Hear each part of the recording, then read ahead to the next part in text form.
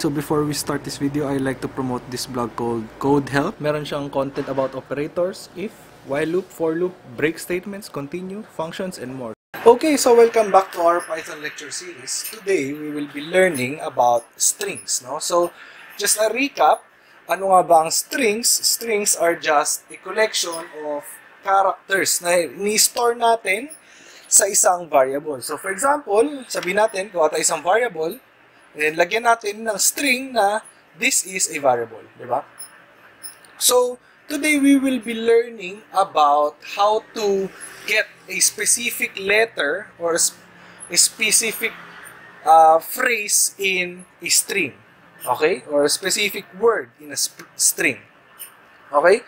So, sa Python, gumagamit tayo ng tinatawag na indexing. Okay? Ang indexing. So, as you remember from our last two previous videos, pag nagbibilang tayo in programming, lagi siya nag-start from 0. Okay? So, pag nagbilang tayo, this is 0, yung T ay 0, H ay 1, I ay 2, S ay 3, then yung space kasama yon, space ay 4, etong I na to ay 5, ganun tayo magbilang. So, just to prove this, so let's say we can print var, okay? Then sa Python, gumagamit tayo ng opening and closing square brackets. Okay? Opening and closing square brackets. And then, ilalagay natin yung number na gusto natin i-access doon. So, for example, gusto natin access yung T sa this, then ilagay natin 0. Okay? So, print var ng 0. Pag print natin yan, lalabas T. Okay? So, for example, gusto natin i-access itong A na to. So, bilang tayo, 0, 1, 2, 3, 4, 5, 6, 7, 8. So, pag var of 8, we can print A. Okay, so the next thing is, kung mapapansin nyo, hindi naman masyadong useful ang pag-access ng isang letter. Okay, so, gusto natin, minsan, na i-access natin yung whole word. Whole word, di ba? So, kunyari, gusto natin yung buong word na this. Okay? So, para makuha natin yung buong word na this, gusto natin mag-start from 0. Tama? And then, bilang tayo. 0, 1, 2, 3. Okay? So, gusto natin 0 hanggang 3. So, gumagamit tayo ng 0, semicolon, hanggang 3. So, ngayon, pag print natin to, lalabas THI lang. Okay? So, bakit? Kasi, kung aalalahanin nyo, pag nagbibilang tayo sa isang range function, or katulad dito, may dapat yung kukunin nyo ay yung next sa kanya ng 1 plus 1 higher. Okay? So, pag ginawa nyo yan, kahit bilangin natin na 0, 1, 2, 3 yan, kailangan natin gawing 4. Okay?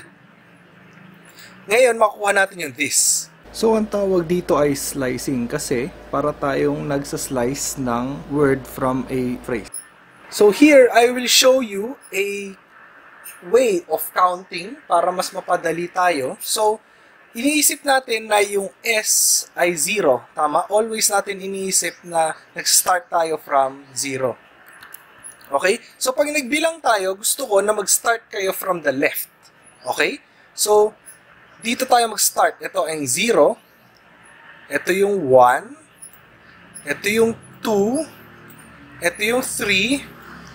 Ito yung 4. And so on. So, bakit ko gusto gawin yon? Okay? So, kunyari, gusto kong kunin yung word na subs. Okay?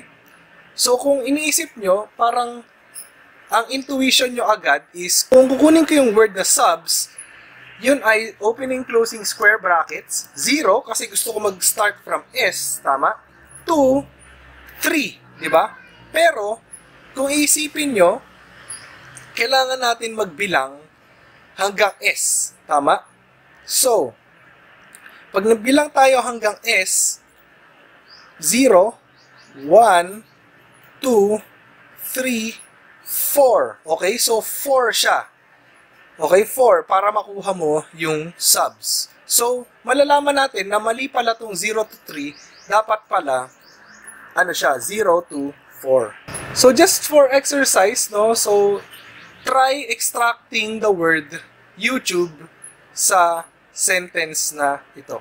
Okay? So I hope to see you again next time.